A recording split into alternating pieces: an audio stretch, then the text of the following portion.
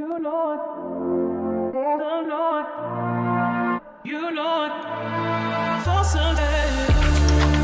You Lord, oh Lord, you Lord, for Sunday. You Lord, oh Lord, you Lord, for Sunday.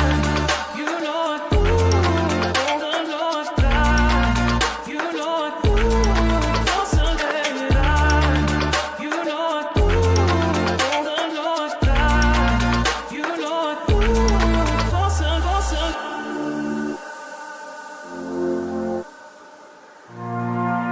for Sunday. You Lord, oh Lord, you Lord, for Sunday. You Lord, oh Lord, you Lord, for Sunday. You Lord, oh Lord, you Lord, for Sunday. You Lord, oh Lord, you Lord, for Sunday.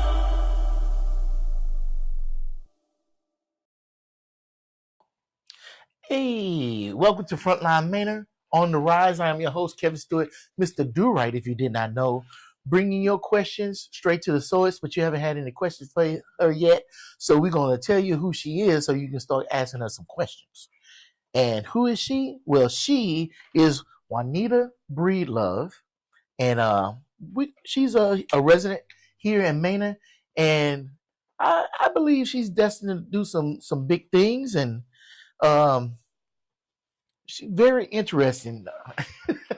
we met she met my significant other at the MLK event here in Manor, and it just went from there. And so it's a pretty good deal. Hey, if you see us out in town, you say, hey, I think I got an interesting story. Just holler at me. We'll get you in here. I would like to do this a whole lot more and make this a thing and have some news coming out of Manor that's not all just bah humbug, because I can't stand that. So we're going to just get right into this. And instead of doing an overview of all the things she's done and everything, we are going to dive into some questions and we're going to figure out who Miss Juanita is. And by the way, she does speak. Hey, how you doing today? Hey, I'm Juanita Breedlove. Good to see you. I mean, that was a great introduction. Long-winded, but great. She got jokes. You know. All right, so you ready to get into this? I'm ready. All right. Ready. Well, so you said, and you told me that one of your biggest inspirations is Madam C.J. Walker. And Madam C.J. Walker was born Sarah Breedlove. Yes. She became the first self-made female millionaire in America by building a hair care empire that empowered Black women. She didn't just sell products. She created jobs, funded schools, and used her platform to fight for civil rights. And your name is Breedlove. So my question is there a family connection to Madam C.J. Walker, or is carrying that name something that shaped your path that you're on right now? So I do not know for sure if that's my auntie, but I am planning to carry this Breedlove name as a legacy because, you know, when I marry, it's gonna, you know, I'm gonna have to push it to the side. So I gotta. Will you? I will. That's why I'm creating this legacy, Breedlove Education and Empowerment. You're not gonna be a hyphen? No hyphen. Really? I'm gonna dedicate it all. Oh, we own, because I see we own. So that's Facebook. I don't know what Facebook got on, but I know we going. We own. So that's interesting that you're not gonna be a hyphen. Because I mean, what if you are kin to her? I hope I get the bread.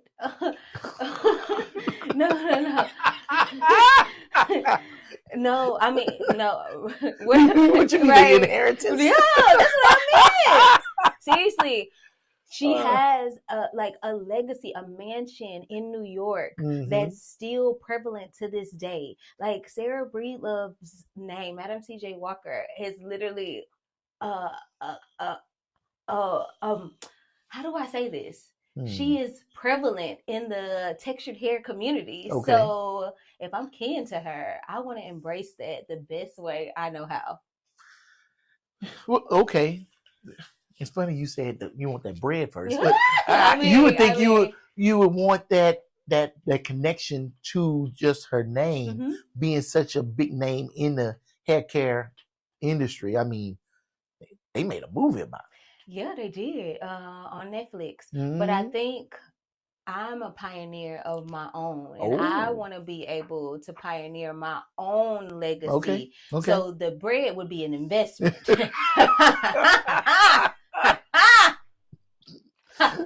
Okay, well, okay, so we got the bread. Okay. Check. Okay.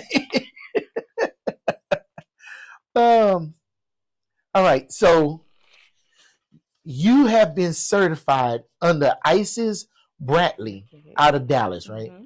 And for people who don't know, in 1997, 7 police officers walked into her braiding salon and arrested her for braiding hair without a cosmetology license. She was strip searched and thrown into jail. The problem was cosmetology schools didn't even teach natural braiding. She fought the state of Texas for 20 years and won a federal lawsuit in 2015 that fully deregulated natural hair braiding in the state of Texas. This Isis Brantley, yes. She is Erykah Badu's personal braider.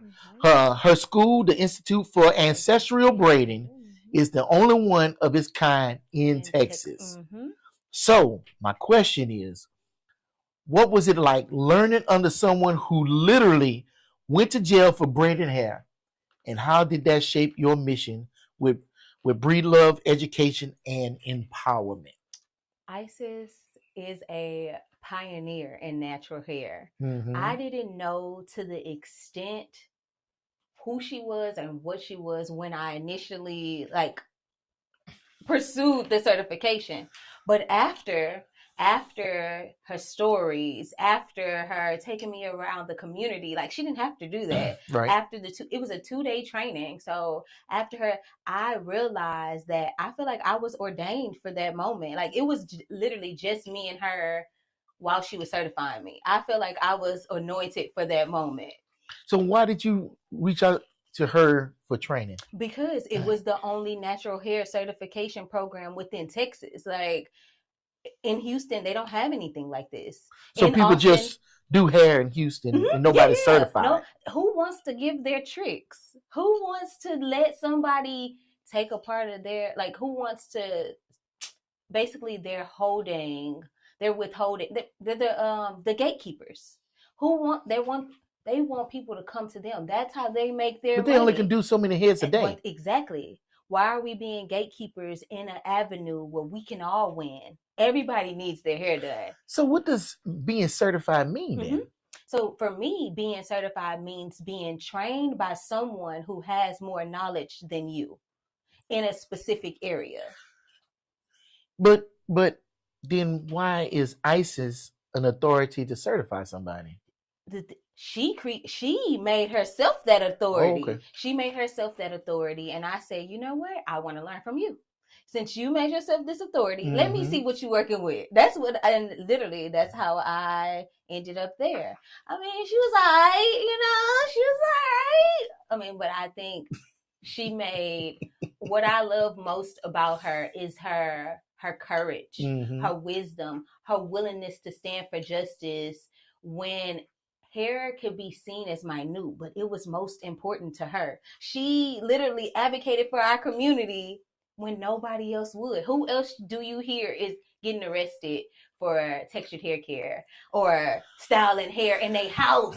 Well, we all got kitchen stylists. You know one. True. And it's not like the Bryce, is the braiding Ice, Mhm. not Bryce. You don't hear about Bryce busting down people's doors. So why did they target her specifically? She must have been making an impact in her community.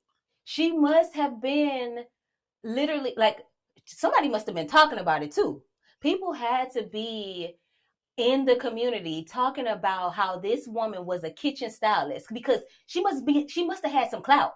She was Erica Badu's hairstylist. But I guess I don't understand because if you have a license, She didn't. right? If you have a license, then fine. But if you don't have a license, they kick in your door. Why don't they just don't give you a ticket? They don't fine you. They just go ahead and kick in your door and raid you. So look, that doesn't make sense. We live in Texas, and she was an African American woman, so you have to be realistic. That just means she wasn't paying her taxes. Because why would they care if she was doing the hair of other African Americans? Like they care about that. Unless she braided. It's the principle. Look, it's the principle. It's you need a cosmetology license to practice this skill in the state of Texas, and you're violating what we're saying. It's the principle. They thought she was in violation, but the truth is she fought and she won. She does not need, and she still does not have a cosmetology license, still to this day. Right. She didn't need it to practice natural hairstyling, and they made it seem like she did. Yeah, I'm having a hard time. I got to do some more research on this because I don't understand where the hostility came in at. You know what I'm saying? To kick in a door because somebody's doing hair, that seems silly. So look, in a waste of resources. If you don't have your license to drive a car and they pull you over, they can take you to jail or give you a ticket, right? They can. However, they don't have 7 cop cars surround your car, right. Yank you out the car. I think this was a movement. Strip search you. I think this was a movement because we're still fighting within the school systems. We're with the Crown Act. We get into that. Don't skip ahead. Okay. But what I'm saying is, it was a movement that she was making prematurely. She didn't even know what was happening. It was a form of standing up for us. You remember when Rosa Parks was on the bus? They did all what they did to this young lady in that situation. So hair and her standing up for that was just as equally important. And she fought there for 20 years. I love her. And shout out. Shout out. I would definitely like to learn more about this because it's way more to this story than what's being told. Look, we can do part 2, 3, 4. Oh, you gonna research it? I'll do the research and I'll bring her. You can probably talk to her. You know, I think I still have her number. Oh, that now you sitting up here getting me interested. Look, let me not look. Hey, did y'all realize it was Black History Month? Yeah, and we putting y'all on. That's why you're here, though. Yeah, because if it was March, you probably would. That's Women History. That's Women History Month. So okay, well, I would have been here. You would have been here. Yeah, you're right. Let me adjust your crown. Okay. All right. Well, let's get to the next question. Okay. Since you was already touching on it. You have been a vocal advocate for the Crown Act, which stands for the Creating a Respectful and Open World of Natural Hair. Governor Abbott, signed it into law in Texas in 2023. It's supposed to, I'm going to say that again. Yep. It's supposed to protect people from discrimination based on hair texture and protective styles like locks, braids, and twists in schools and workplaces. Yep. And y'all have seen this. We've all seen this. But here's the reality. The ACLU found that 51 Texas school districts are still in violation. And in 2024, a judge ruled that Barbers Hill ISD could still punish a black student named Daryl George for wearing long locks, even after the Crown Act passed. Black students make up 15% of the kindergarten to 12th grade population, but account for 31% of all school suspensions. Yeah. So the question to you is, The law passed, but schools are still enforcing dress codes that target our kids. What do you tell parents who are navigating this right now? I have to say to parents, you must advocate for your child in the best way you see fit. How I seen fit as a mother, it was an example. This is an example. My kid has locks and he was going to a private school. And at the private school, the students would touch his hair. And he would ask them, hey, don't touch can you please not touch my hair? So I took it upon myself to volunteer. You think I can host some textured hair care workshops at your school? And I supplied mannequins for the young ladies and men who wanted to touch textured hair, the opportunity. Yeah. Go ahead, talk. Yeah, the opportunity to touch hair. And I even brought extensions and put braids in their hair because I want to create a culturally responsive space for you to understand that is a microaggression, whether you want to accept it or not. And I've also wrote, am I jumping the gun?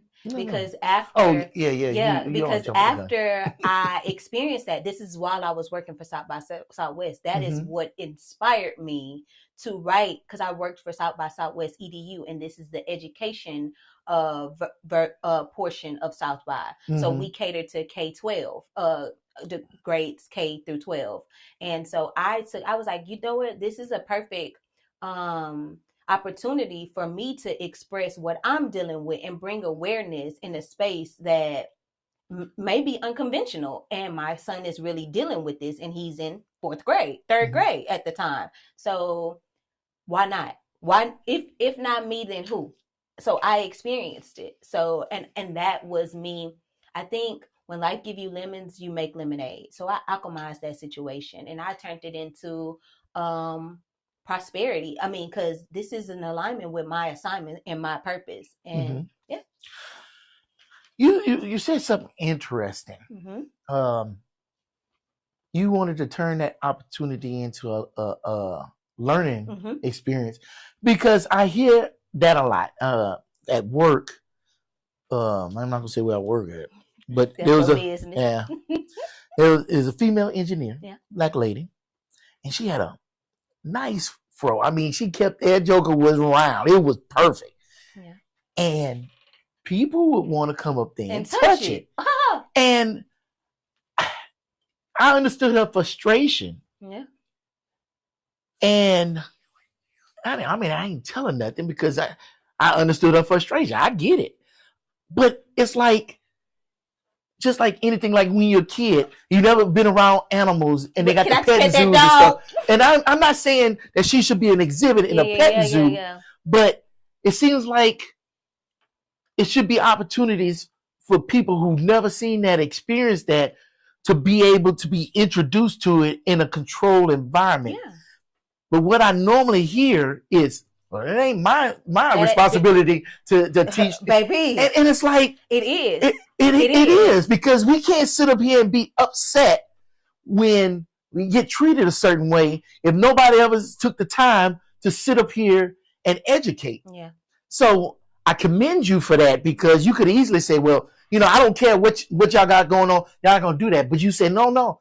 Let me come up there and let me show. And I guarantee, did it make your child's situation better? It made it better to a certain extent. Oh, come talk about it. So they still had curiosity because he has locks. It was textured hair. Like, it was like an afro. He has locks, so they were still curious. And so that's why I created the braids, so it will be similar, but it wasn't identical.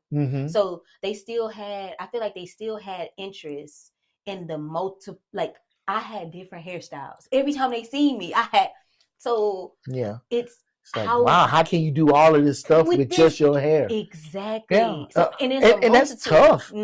That's tough.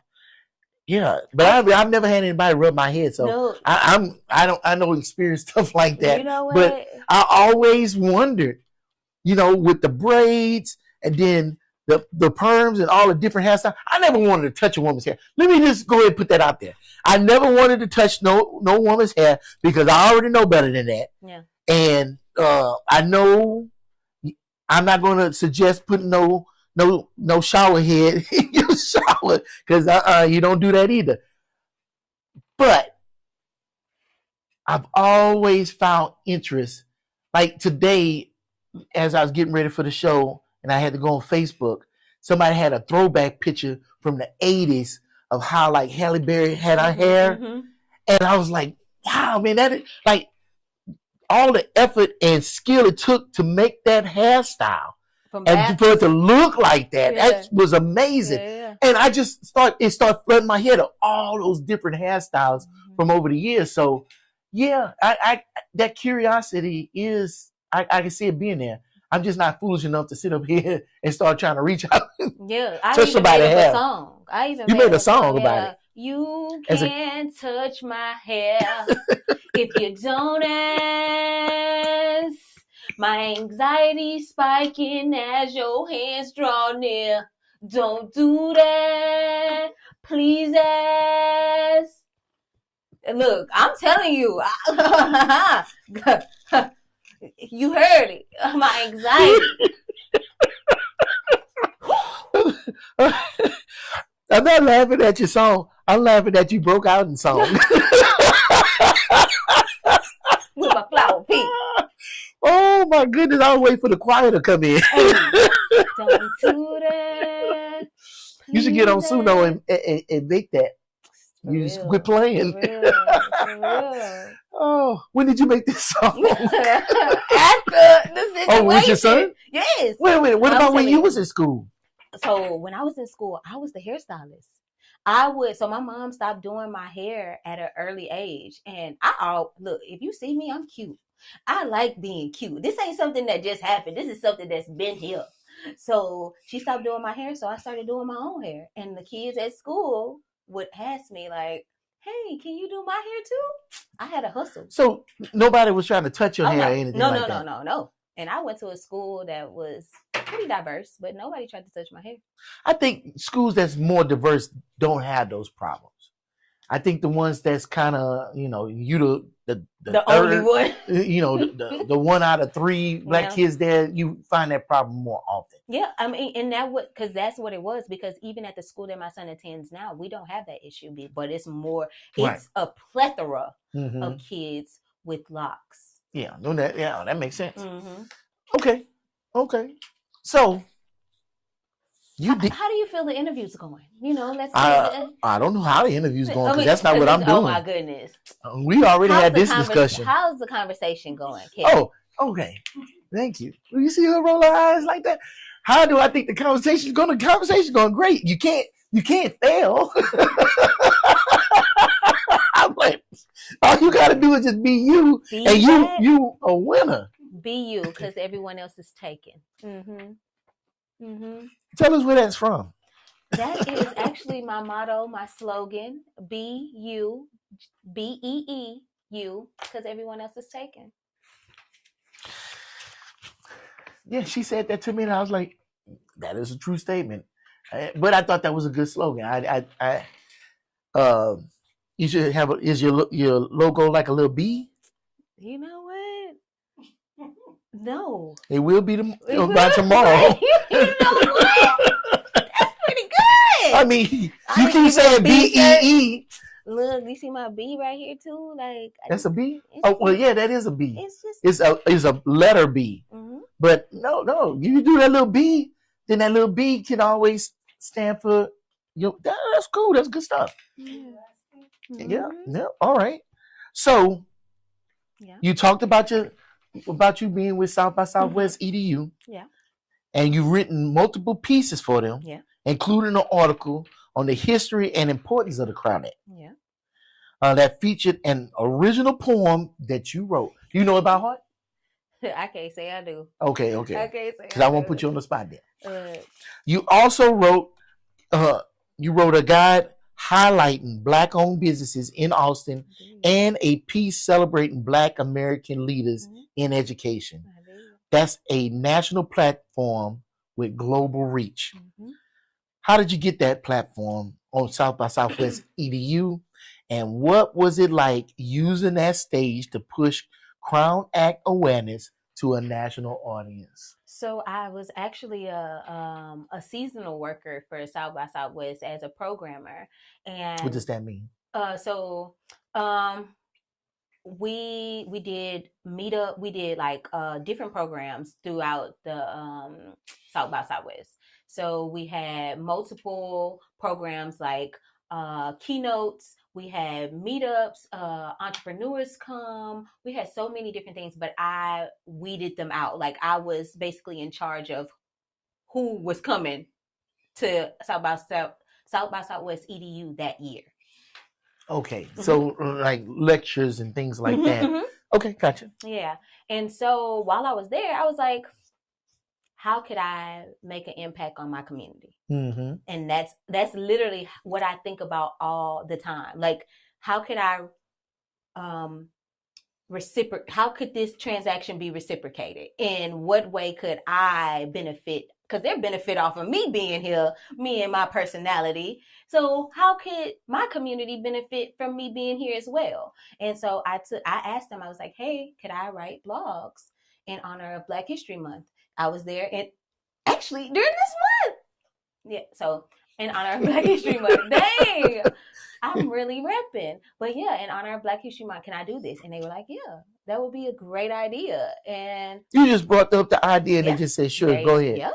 And that's what really and that's why I told you I'm a pioneer. Like I'm the type of person, I asked permission to do things, but 9 times out of 10, even if I didn't get it okay, I was probably gonna figure it out. Then I have to ask, when you asked if you could do the blogs, did you already have the blogs written before they said yes?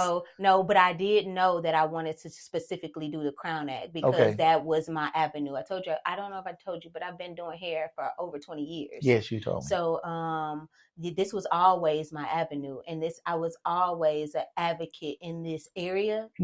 I just felt like I have a tattoo that says Carpe Diem. That means seize the day. Right. And so every moment I try to seize it. Sometimes it's on accident and sometimes it's intentional. So yeah, I seized the moment that day. Yeah, I've learned that about you. The first day we met you, you said you are the next Malcolm X. Yeah. Now explain that. So I like to think of my methods as Malcolm X and a version of Martin Luther King. Okay. Because I believe in self-defense, but I also believe in kindness and peace and prosperity.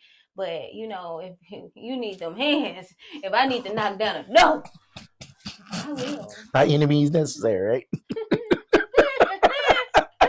I'll tell you what.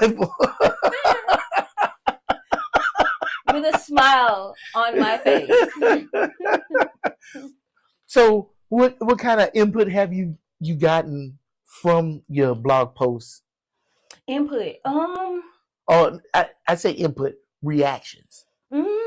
So, you know, I couldn't see the reactions from the blog post, but I could see like at the end, towards the end, they were giving survey feedbacks. Okay. My name was mentioned in there over a dozen times on how I made an impact on them. I'm like, I don't know these people, but that's the whole point. I somehow touched their spirit, and they provided feedback. I made them feel. Someone said I made them feel like they were right at home, like I was their friend. Look, it's my duty. It's my duty to. I feel like hospitality. When was the first year you started doing the blogs? I did it. So I'm going to extend. I only worked at South by November, December, January, February, March, April. 6 months. Okay. And I did the blogs in February. I did February of 2020. It has to be 2023. No, 2024. Yeah. One of the two. Yeah, it's 24 because did they even have one in 23? Because COVID had shut a lot of stuff down. No, I was there in 23. Okay. I was there in 23, and they were doing a DEI initiative, and that's how they ended up hiring me. That's why I seized the day, because they fired me afterwards. No, my contract was over. My contract was over. They ain't fired me. Let me look. Look, they didn't fire me. Contract was up. Well, see, now I told you earlier, I had these questions, but it also, depending on what you say, leads us to other parts of the discussion. You brought up this DEI. Mm-hmm. How did that work? They went through Houston Tillotson to hire Hispanics and Blacks.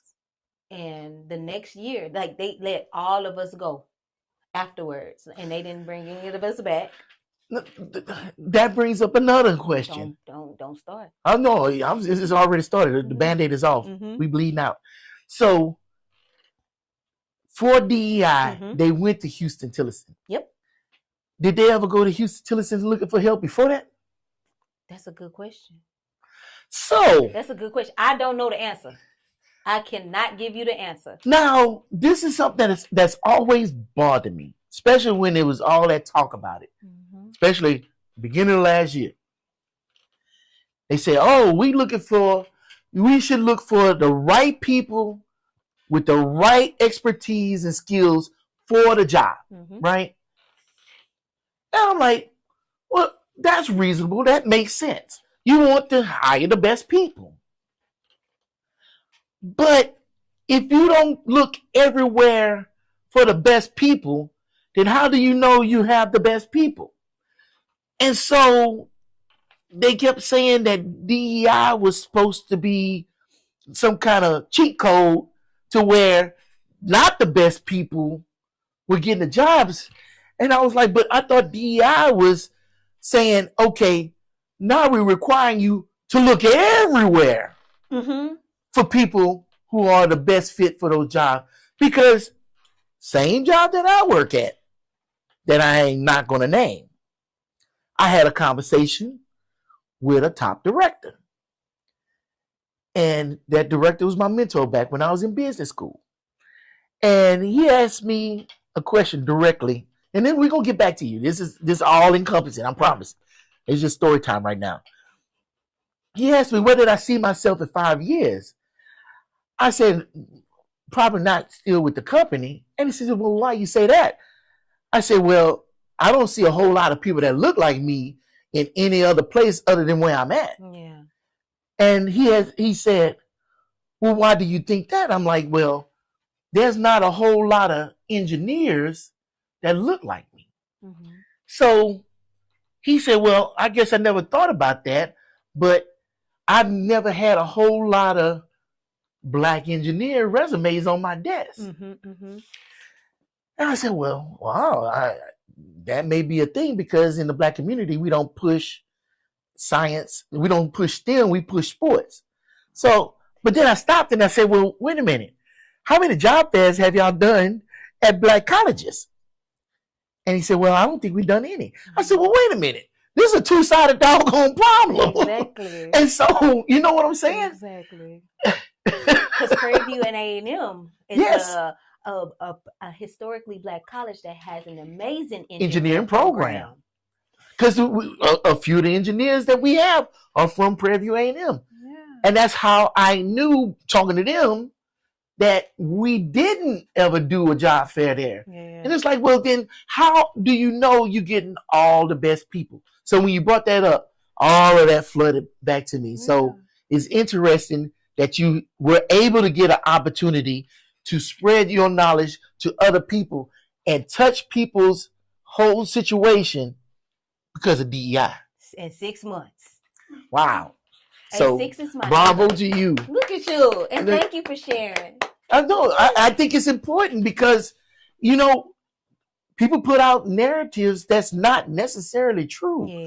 I mean, I think everybody, no matter who they are, should be able to get an opportunity. And then what we do with that opportunity is what we do. We can mess it off or we can do great things with it. But we should all be able to have that opportunity to do something and help society. And if you're looking for the best, then you got to look everywhere. You remember what you were saying earlier when you were like, the hair, it's not my job.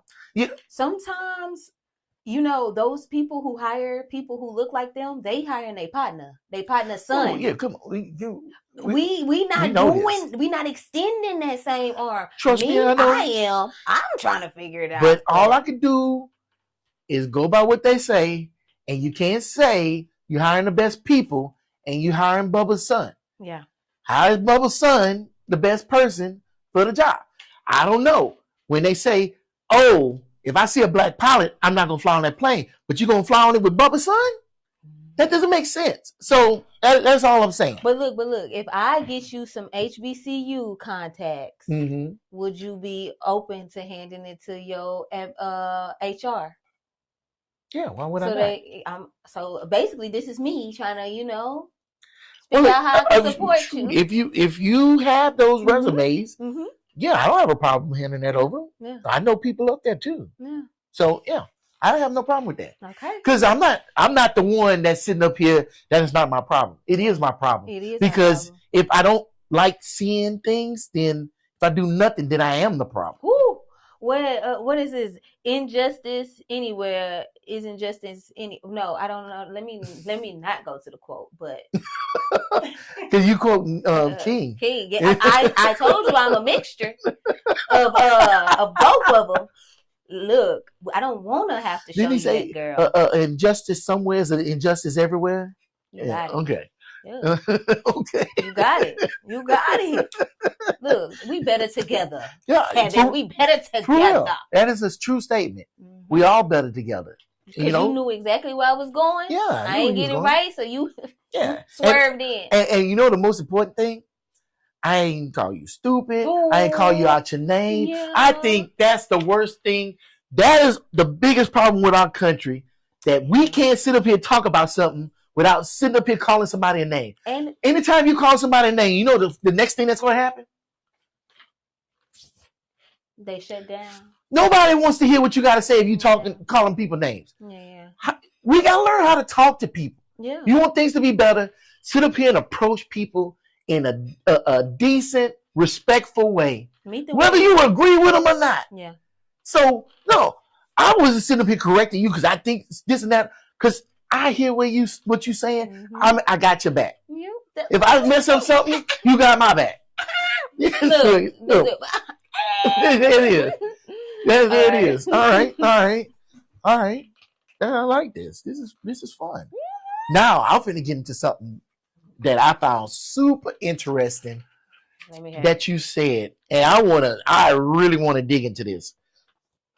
So, you're a certified psychotherapist, practitioner, trained by Dr. Say her name? Afia Mbilichaka. Because I'm not finna mess up that lady's name. I messed it up a couple times. And she is a licensed clinical psychologist and hairstylist who created the psychohairapy as a way to use hair care as an entry point into mental health. Wow. Yeah. The certification trains stylists and community members to recognize signs of anxiety, depression, and trauma during hair appointments and respond with culturally informed mental health first aid. I like that. First aid. In certain ancient African societies, unkept or poorly groomed hair was actually recognized as a community signal that someone needed support. It was a cry for help. Question is, can you walk us through what a psychotherapy moment actually looks like in the chair? And when did you first realize that hair was a doorway into someone's mental health? So I have to say, I can't give you an example firsthand from another person. The main one I can give you is a shampoo bowl. When you come in with dirty hair and you're feeling whatever you're feeling, and then you get that cleanse, that scalp cleanse, you wash your hair, and then you feel rejuvenated. That's the only live-in example from the shampoo bowl revitalization. But from my own personal experience, hair held trauma for me.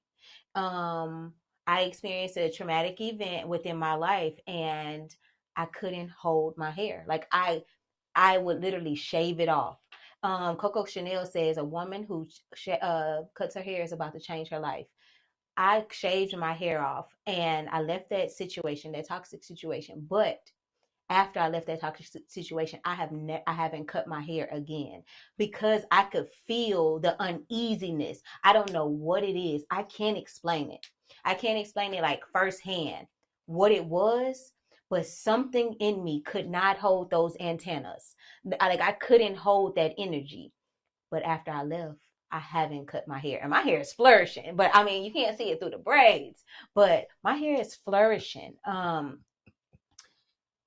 But I can take you to I can take you to when you look at unwell. The only person I can reference when I think of unkept hair are like unhoused Mm-hmm. people, and typically those that is just a representation of what unwell, uneasy could look like. I haven't had that extent. I haven't You haven't come across that person yeah, yet. witnessed anything that far. So, Well, what about just typical, like not unkept, mm-hmm. but someone comes in, and we're gonna see females because Yeah. I think uh, uh, a beauty shop is a more intimate setting Mhm. because you with this person for hours, Yeah. and a lady comes in, and I ain't no mental health specialist, but let's say she's depressed. Mm-hmm. You kind of can see it on her. She hasn't had her hair done in a Mm-hmm. while and everything, and she sits down in your chair, and you start seeing these signs. Well, how does that work from there? So for me, we are doing consultation. We're Okay. asking questions. Like I can see things on you, but I also have to collect data. Mhm. So I have to, make it personable. Get a personal situation. How you doing, ma'am? How's your day? What are we looking to do? Do you have a inspo style?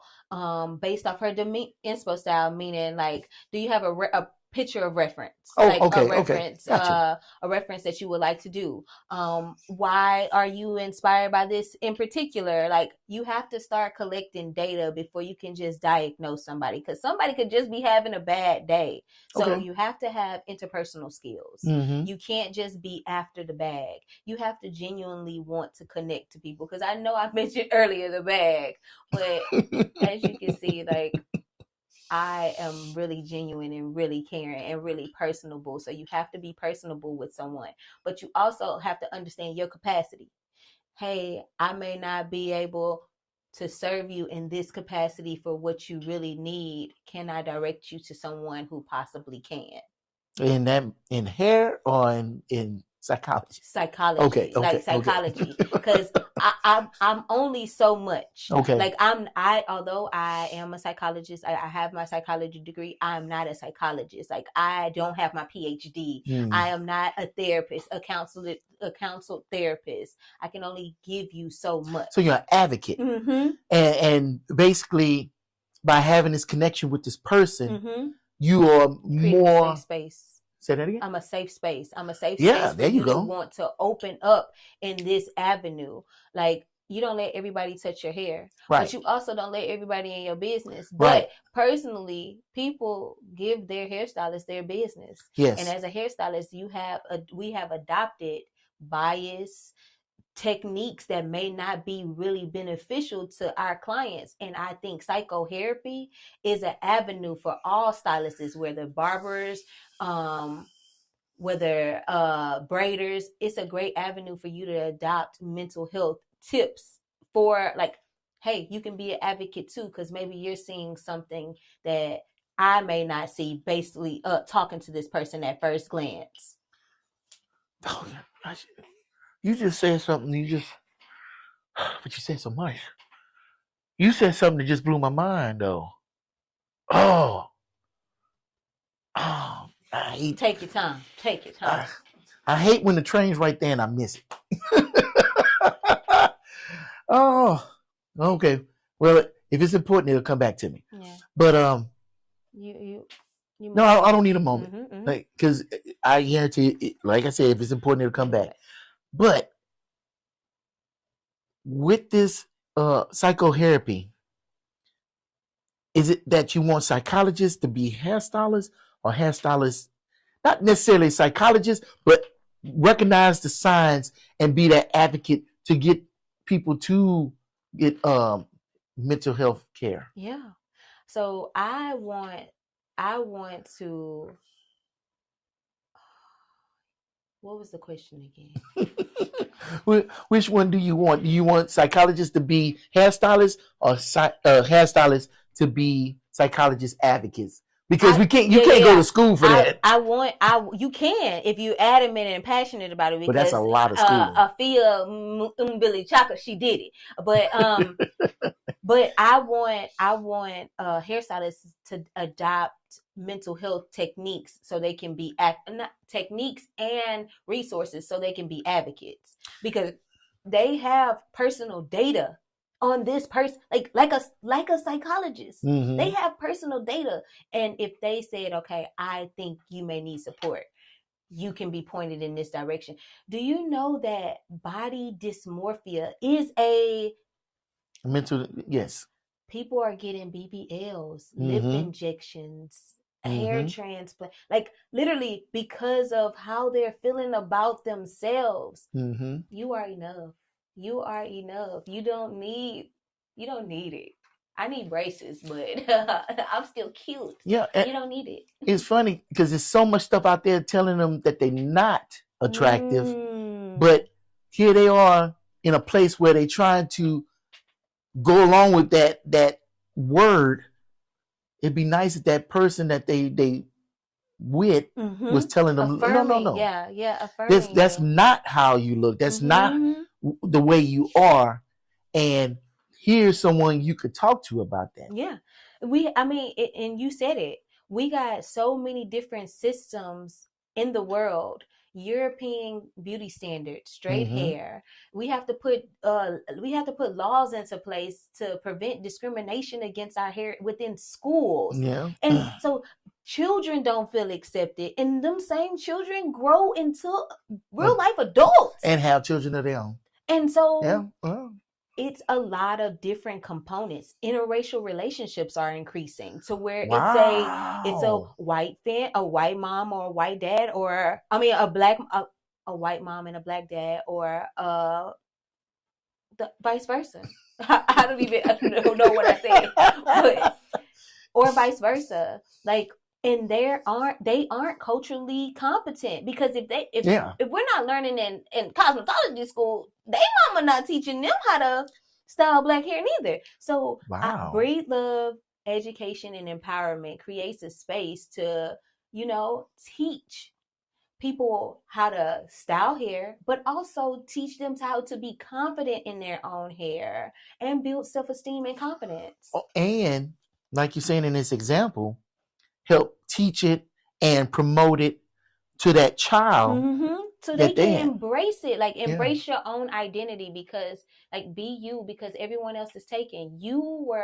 It says in the Bible, you were fearfully and wonderfully made in God's image. And that's truly what I believe. And that's what I want to inspire others to believe themselves. Like, this is my ministry. Like, yeah, I see.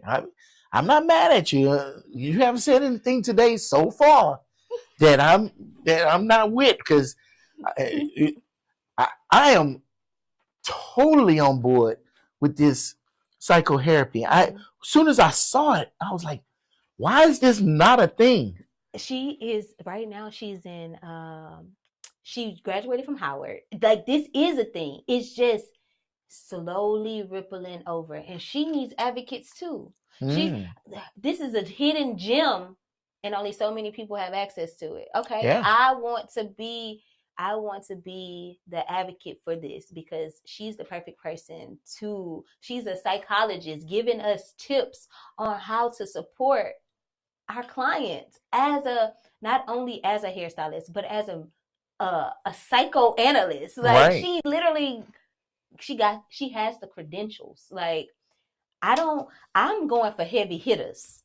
Isis, Madam CJ Walker, Afia, I'm embodying all of them. And I just want to, and that's how Breedlove Education and Empowerment was birthed. Okay. These are my midwives. Okay. You know what a midwife? I do know what a midwife is. I do. They my support. They all helping. Yeah. They all right there in the room with you, Oh, helping you hey, give birth to this yeah. cause you have. My There you go. ancestors, and I they get all it. ladies. They all ladies. Let me. I need some a male in there. But that's why you here broadcasting it. We're just gonna let that soak in for a second.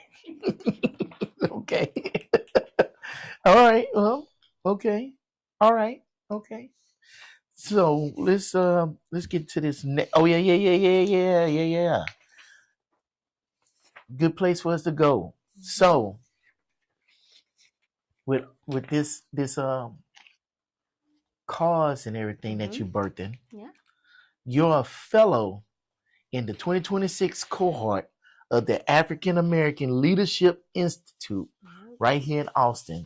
The AALI is designed to develop Black civic leaders in Central Texas by connecting them to decision makers, policy policy conversations, and leadership opportunities across the community.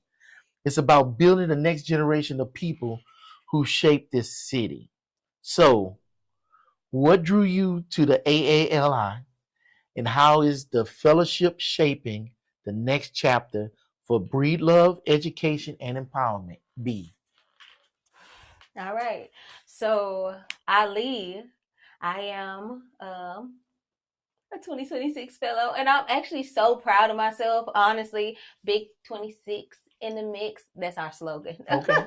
Okay, but Ali, it is preparing leaders to not just sit at the table, but design one. Like, they want us to show up uniquely ourselves in the rooms that we already hold space in. Okay. And they're equipping me with tools, networks. Like, they're equipping me in the space that I want to create. And I told you from the jump, I'm a pioneer. So if I'm pioneering systems, I need a guide. And Ali is my guide right now in a leadership development. Okay. Yeah. So you have the purpose, you have the drive. Yep. And so AALI is your gas. Yeah, it's my hey. Okay. Yes. Okay. Yes. I need my team. So how did you get connected with them? Honestly, I have been following them for a little bit. Okay. In the background, right? Watching community leaders, heavy hitters, and I'm like, okay, I don't know if I should apply. I think I'm a heavy hitter too. Let me. I had went to a conference that they were hosting. Okay. And I was inspired. They had Joseph Pinnell. He is a historian at University of Texas. Oh, okay. And I was like, okay, I absolutely love him. So let me go to this conference. You wanted to be in the room with him. Yeah. You got you. I wanted to be, because I wanted to soak up his energy. His energy is contagious, first of all. I wanted to soak up his energy, but also hear what he had to say, because, he's a civic leader in his own right. Okay. And so after experiencing that 2 years later, this was when I was working for South by, I was like, okay, I think it's time for me to apply. I kept getting signs. Somebody was like, oh yeah, I was in this cohort. Ali, I think you would be a great candidate. And I was like, you think so? I have been thinking about it, but I don't know. Like, I was feeling like fangirlish, but I was also feeling a bit insecure. But when I applied, getting that letter of acceptance solidified that my cause is needed in this community. Okay. Yeah. So what does that application process look like? We had it was an extensive application, actually. They had information session. They had an information session first to let us know like what the organization was going to be about. They also had a process where we have to fill out like what we're doing in the community, like how we inspiring others in the community. And they were like, okay, I see you. I want you to know that I see you, and I want you to be a part of this, and I want to figure out how I can help you. Okay. And so what is it that they do to help you? So I feel like they develop Black leaders. They strength. So I've only been to one meeting. Okay, so Queen you Sissy, brand new. I'm brand literally You, like, last you just month pulled was the my wrap off. open reception. So yeah, it's a 10-month cohort. So Okay. I will be there until October. Okay. So and our first opening, we had a reception, but we got to meet leaders in the community, heavy hitters, but also what I'm looking forward most to is connecting with my fellow cohorts, like understanding what they're doing and how can I support them. Like, you remember when I talked about reciprocating energy, like how can I support you and how could you support me? But yeah, like I said, I'm brand new. We're here till October. I'll invite you to some networking events or the closing ceremony so you can see. How about at the conclusion we can talk about it? Well, shoot, we already did, and it's on record. So Oh, live you know where right now. you know where I'm gonna be. Yeah. Okay. Fair enough. All right. Yeah. So where do you feel you're gonna go with this? What do you think is going to be the result of you being part of this cohort and soaking up all them energies and stuff? So what I feel like is that my intentions, what intention have I set for this cohort? I'm intentionally looking to collaborate with people who are aligned with my mission to impact the youth. Okay. So that's my first thing. But I also want to figure out how I can be a better leader. Because, I told you I'm a mixture of Malcolm X and Martin Luther King, but I need some feminine energy in there. So maybe they can help with that. I don't know. We're going to see. So, Sandra Bernhardt. No, Sandra Bernhardt is not a Black leader, is she? I swear she is. I hope I ain't saying that wrong. Because that's somebody you definitely could. Jasmine Crockett. That's my girl right there. I know. She has told me several times that's her girl. My girl. So I may have to add a little Jasmine Crockett in there. She needs to come and visit us. Jasmine, if you're listening. I think you already got some Jasmine Crockett in there. I don't think you need to put it in there. I think it's already in the pot. Texas tough, baby. Yeah, I think you already got that. Okay. So funny. Yeah, I'm just a dude dressed up as a dude disguised as another dude. Okay, so where we at now? Oh, I'm down to my last scripted question, and that is, you are going to. Well, no, let me just read it. This week, you're going into Bluebonnet Elementary on February 17th and 18th, and Blake Manor Elementary on February 23rd and the 25th. You're not just talking about this work, you're bringing it directly to our kids right here in Manor. But for what I understand, it's not just the kids, it's families, it's individuals, it's parents. So the question is, what exactly are you teaching these people this week?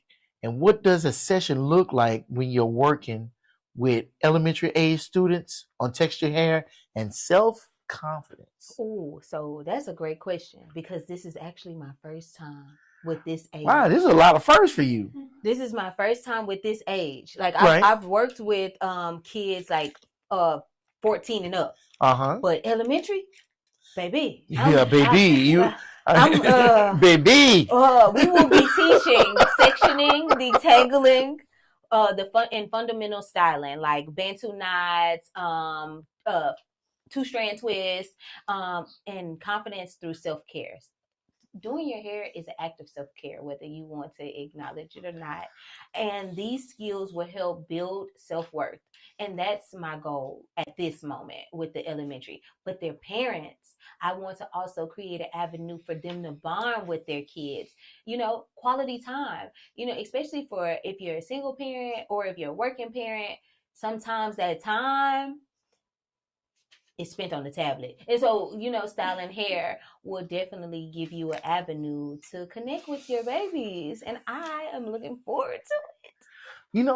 What you were saying earlier about like mixed race relationships, I'm like, this that is such a good thing to help. Yeah. Like let's say you have a black father that's already got a little girl, Mm-hmm. and now this couple comes together, Yeah. and now here she is with a new daughter Mm-hmm. with black hair, textured hair. Yeah. You know, you never dealt with it before. I think this is a great opportunity to help, and that is so good because it's not the black community; it's the community. And although that's why I generalize it and say textured hair, because half half breeds have textured hair. Like biracial kids, they have textured hair. Mm-hmm. And so they're not excluded, they're actually included. Right. I'm including everybody. I want everybody to have a seat at the table. And it was actually, let me tell you, it was a family, the Rosenberg family actually hit me up. I met her at the nail shop, the mom. I met her at the nail shop, Mm-hmm. and she told me that she was adopting a black baby. And she was like, I'm going to need help styling her hair. They called me over a couple times, and I'm like, oh my goodness, I get to be a part of your journey. And not only did I came over and brought my mannequin. Mm-hmm. Her daughter, her whole daughter, and her daughter's not a biracial kid, had my textured hair mannequin. I was teaching her what to do, spray it down with water, detangle the hair. She was doing everything that I was teaching her mom. Oh wow. So this is a family affair, baby.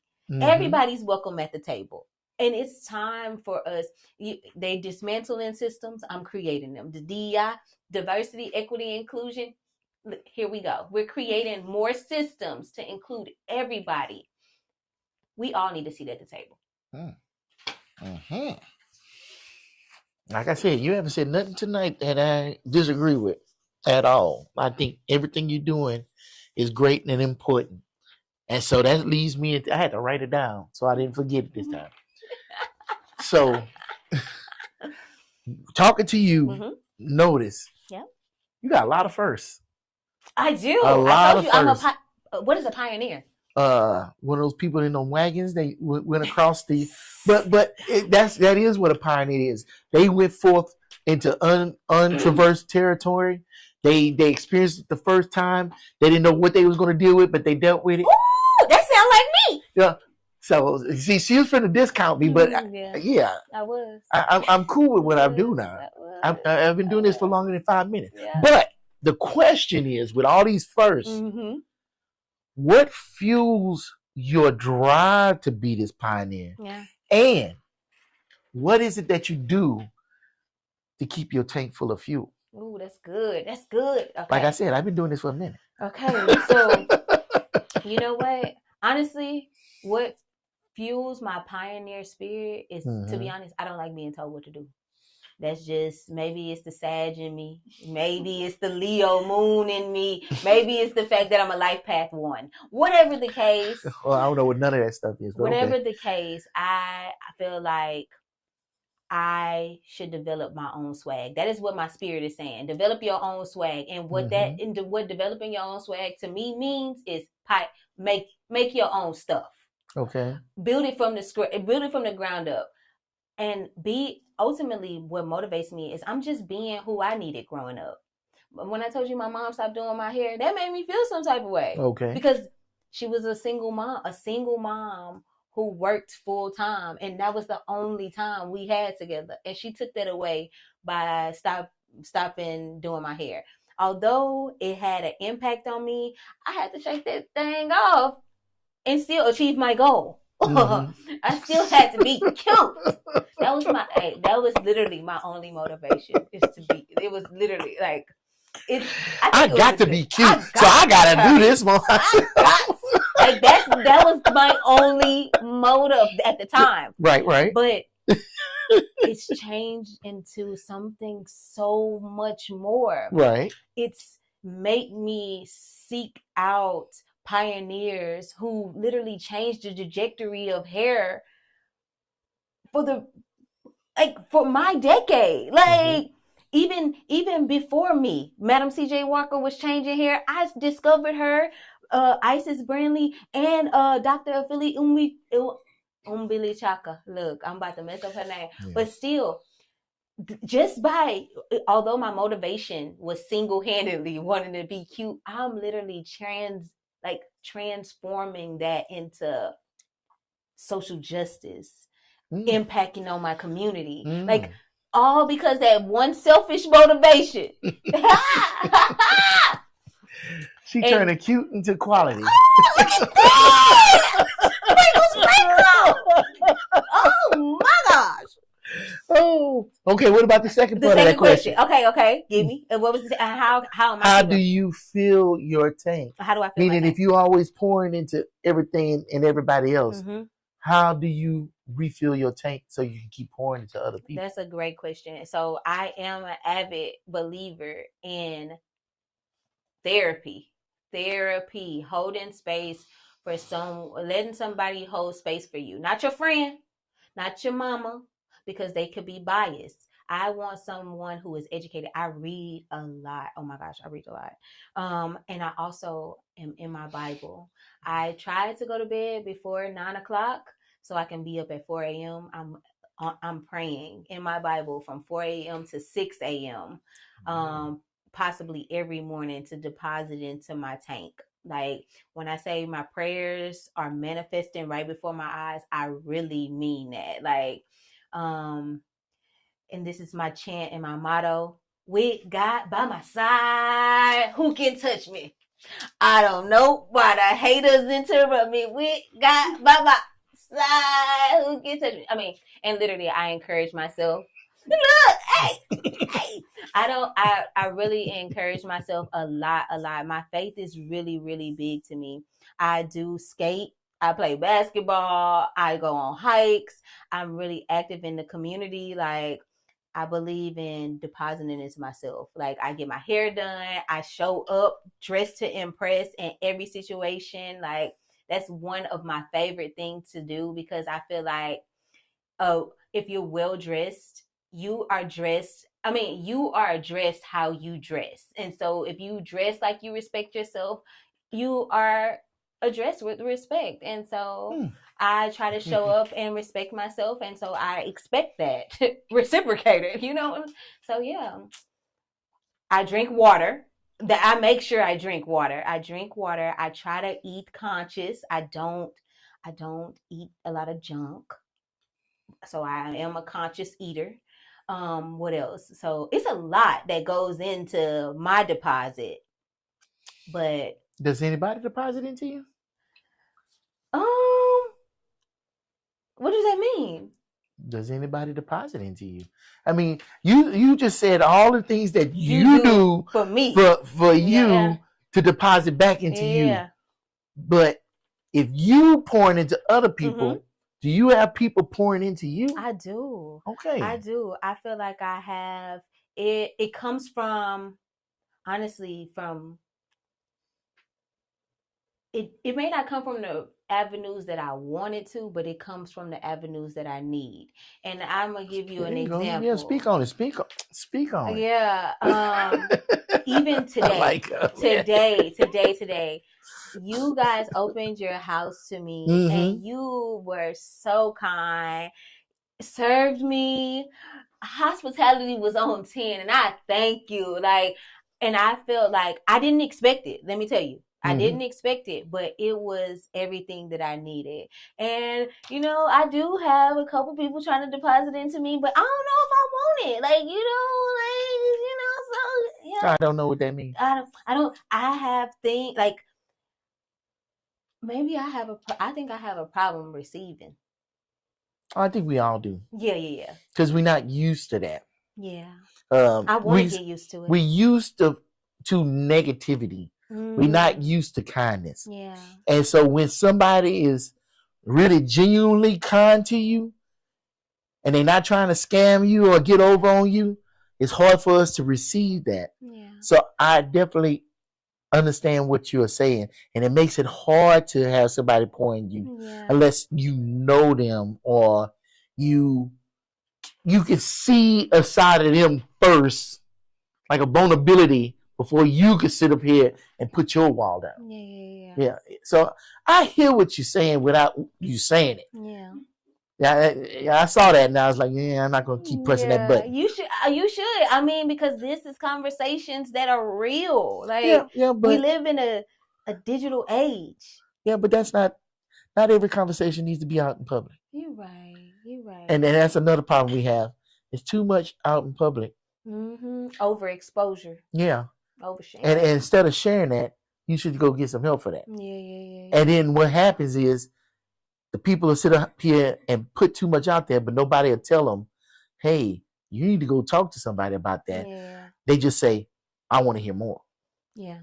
And then next thing you know, you got a 50 episode TikTok video talking about who did I marry? Yeah. And like, seriously, girl, you need to go sit down with somebody and decompress all that stuff, not get on TikTok. And this is where you have to have people who are able to visually see, hey, this is a That's space. why I agree with what you're talking this is about. where you probably need to seek out other resources, because I've reached my capacity in serving. And not many people want to say that. I don't know. I don't know why that's so hard for people to say no. That's I don't know. That's a humble quality. I'm gonna tell you something. For that unnamed job, I sat on a lot of job interviews hiring people, and I would ask a question, and the question was, why do they make manholes round? Mm-hmm. I'm gonna ask you, why do they make manholes round? What is a manhole? You know, when you're driving in the street and you see them metal circles, and they open them up and they go down there to the sewer. Why is that manhole round? I don't know. That is the answer that I'm looking for in that interview. Okay. Now, if you know, then you know. But you could tell when somebody's BSing you. Like, is that somebody that I want to work with? Hey, that's a manipulator. You see what I'm saying? Mm-hmm. But if the first thing they say is, I never thought about that, I don't know. I'm like, okay, that's a good answer. Or they say, I never thought about that, I don't know. I'm going to look that up. That's an even better answer. Mm-hmm. Because you can admit that you don't know. Mm-hmm. 2, that it interests you. And 3, you're willing to put in some work to find the answer. Yeah. So that means I want to work with you because at least I know I can depend on you. Yeah. So it's more than just humble, but it is humble. But it's also, to me, a sign of real intelligence. Yeah. You'll never hear a scientist say, I know. Yeah.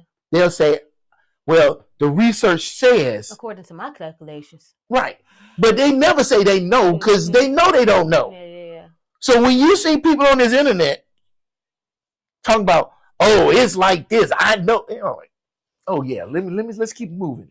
So, okay. This is why I pray. Because I need guidance, but I don't need the wrong guidance. I need wisdom, and I don't need the wrong wisdom. Mm-hmm. I need connections, but I don't need the wrong connections. So that's why I stay prayed up.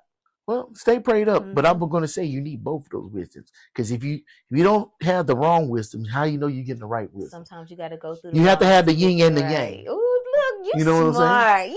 Smart. So I agree. So I always took this advice with me. Now I'm kicking up my leg and all kind of stuff. Yeah, I guess so.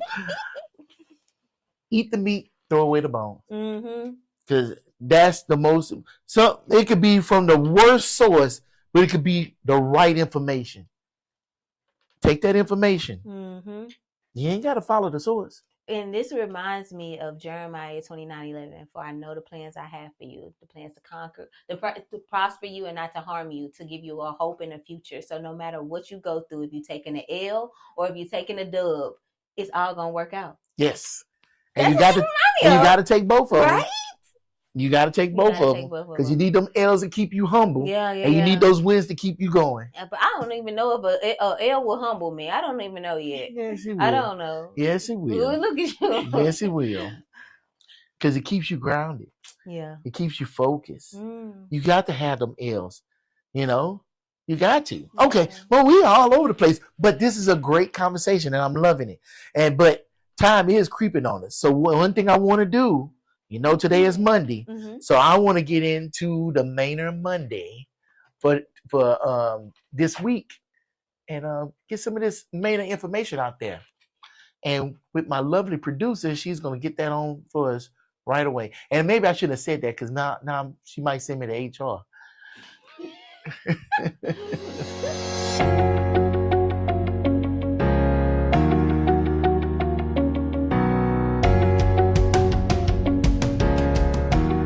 Hi everyone, welcome back to Meet Manor Mondays, where we keep Manor informed and connected.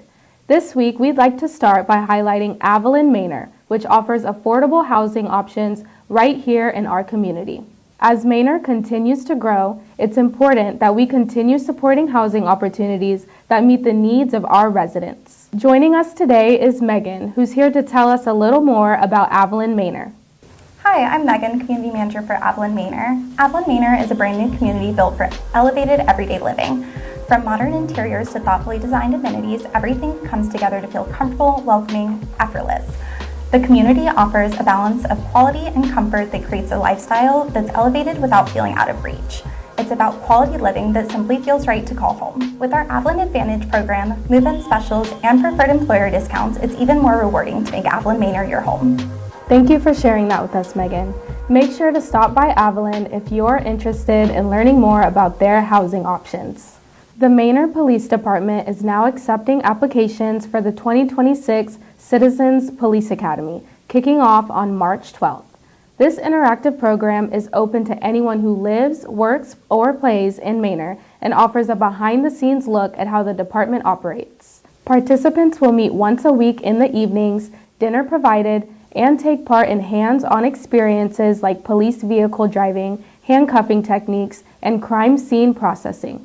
Applicants must be at least 18 years old and able to pass a background check. To apply, request an application at the Manor Police Department or email cpa@manortx.gov. Now it's time for our Frontline Manor segment. Joining us today is Chief Ryan Phipps with the Manor Police Department, here to address resident questions about animal control and the future plans for a Manor animal shelter. Let's take a look. You know it. Don't know it. You know it. So someday. Welcome to Frontline Manor. I'm your host, Kevin Stewart, Mr. Durant, if you did not know, bringing your questions straight to the source. And today, we have my old friend, Ryan Phipps, Chief of Police. And yes, I do know his name. Yes, you do. You got it. You got it. Welcome in, sir. Thank you. Good seeing you Good to see again. Citizens have a concern. They would like to know, what is the plan for animal control here in the city? Animal control here in the city is on a great direction. About 2 months ago, we hired a young man named Matt to join our team as our most recent animal control officer. He comes to us with 5 years of experience, so he's well versed in the services that our animal control department will provide, and we're excited to have him on board. For the future of animal control, as a growing city, we're going to look and evaluate what does that growth look like and what is the call volume to our animal control. Do we need to expand that? And do we need to add supervision over that and professional services that come along with taking on our own animal services division? So very exciting as we move forward and continue growing the community, and that's where we're at right now. Okay, sounds good. Second question is, how about plans for an animal shelter? Animal shelter is a little touchy. So we do have an animal shelter facility in our future growth plans of the city. Unfortunately, as a fast-growing community, we kind of have to chip away at those projects, right? And so we're evaluating our options. Right now, we're looking at our neighboring cities. We've always been partnered with the city of Austin. They're a little overwhelmed these days, and so we have to look at what options we have outside of that. And if that means that we have to drive a distance, that means we have to drive a distance to make sure that the animals are cared for, or whatever that process looks like. So we do have plans for future facilities. In the meantime, facility-wise, we're looking at some options that are available here in town and partnerships with our local veterinarian office. We have a new vet hospital coming in there at the corner of Ring Drive and 973, and those partnerships are important as we continue and expand our animal services. There's a lot of concern out there about the animals and the strays and things. Is there anything that the citizens can do to help either volunteer or donate so they can help take care of the animals? Yeah, we recently put out a call for donations for blankets and towels. We knew this weekend that had just passed was going to get pretty cold and nasty, and if we encountered any animals or had to deal with them as well as the rest of the year, we need those old towels and old blankets. And so we had an overwhelming response. People came in, they brought in so many old towels and old blankets, and it's much appreciated. We generally put out those calls for things like that, food and whatnot, on the Manor Animal Control Facebook page. So if you don't follow it, please find it and follow it. And that's where we also post pictures of animals that we've picked up before they go to a shelter or before they go wherever it is that they go. If you don't follow that page, that's generally where we ask for help when it comes to animal control. Very good answer today. I'm glad that we are moving forward with helping with the animal control in the city. It was much needed. And thank you again for joining us. Yeah. And thank you for joining us. This is Frontline Manor. Until next time, peace. You know it. You know it. Thank you, Chief Phipps, for sharing that information and helping keep residents informed. If you have questions you'd like answered in a future episode, be sure to submit them through our online form. Thanks for tuning in, and we'll see you next Monday.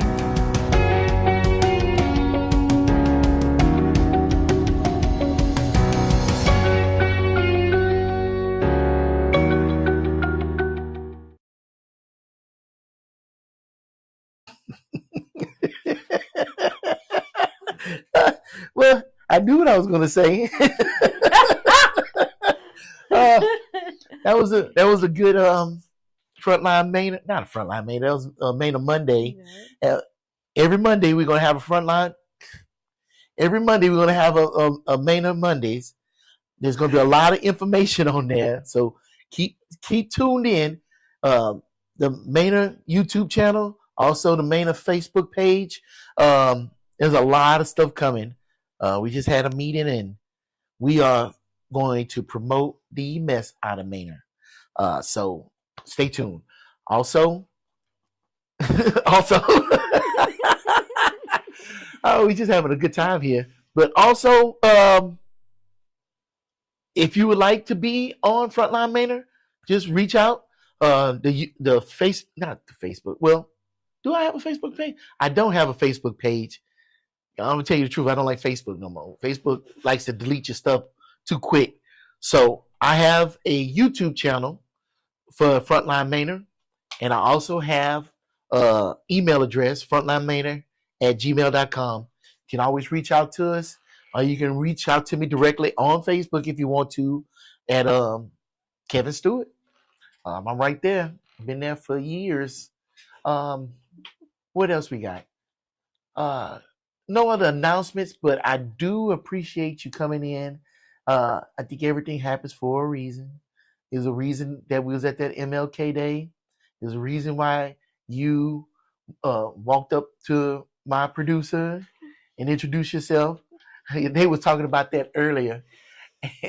And they said, well, if she would have walked up to me, she probably wouldn't be on the show right now.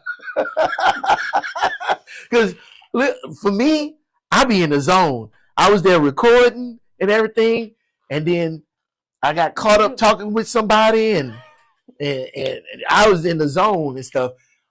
Just like today, we were sitting down eating, and then they said something to me, and I was like, what? Because I was in here making sure everything was ready to go for this. But everything you said today, I am on board, and I would love to help with it because I think it's important for us to have, nurture, and promote mental health care in the Black community, because it's not enough of that. It's not what we talk about.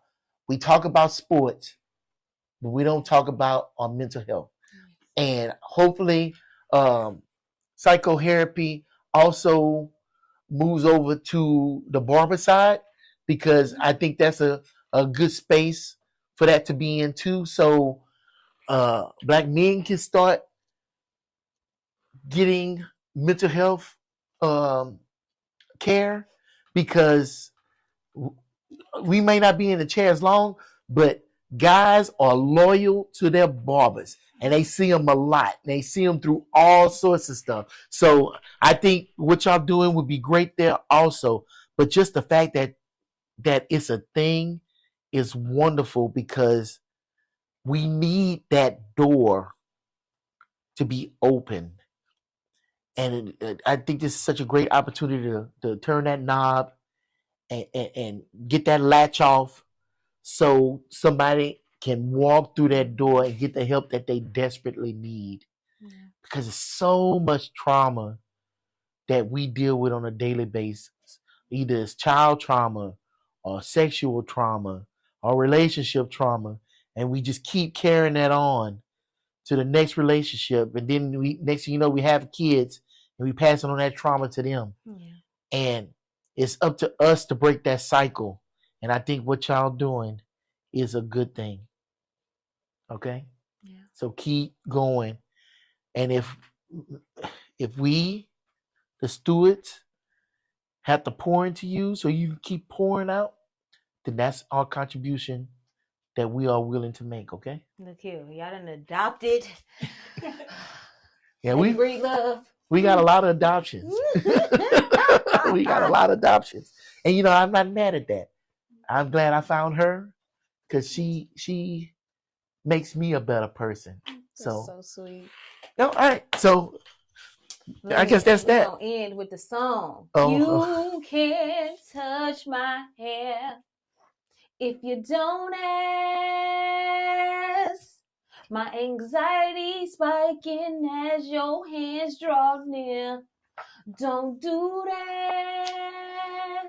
Please ask.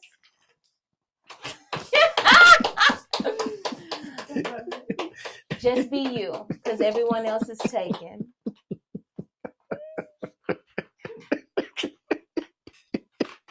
With that being said, thank you for joining us on Frontline Manor on the Rise.